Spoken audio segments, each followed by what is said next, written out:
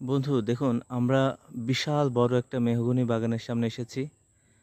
যতদূর চোখ যায় শুধু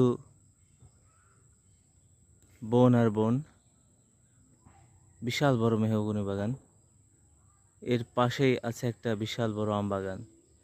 দেখুন, যতদূর চোখ যায় শুধু গাছপালায় পরিপূর্ণ। কি প্রশান্তি লাগে। দেখুন বন্ধুরা, এটা হচ্ছে আম বাগান।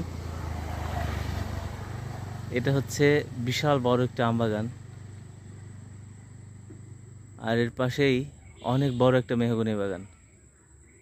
কত বড় বড় বন দেখুন, কি ভালো লাগে। শহরে কিন্তু এমন নীরবতা পাওয়া যাবে না। শহরে শুধু শব্দ, কোলাহল। নীরবতা প্রিয় মানুষগুলোর জন্য মনে হয় গ্রামই ভালো।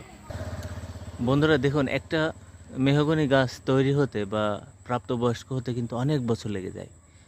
মেহগনি গাছের কাঠ কিন্তু অনেক উন্নত, এবং আমাদের দেশের বিভিন্ন অঞ্চলে এই মেহগনি গাছের কাঠ ব্যবহার করা হয় উত্তম ফার্নিচার তৈরির ক্ষেত্রে।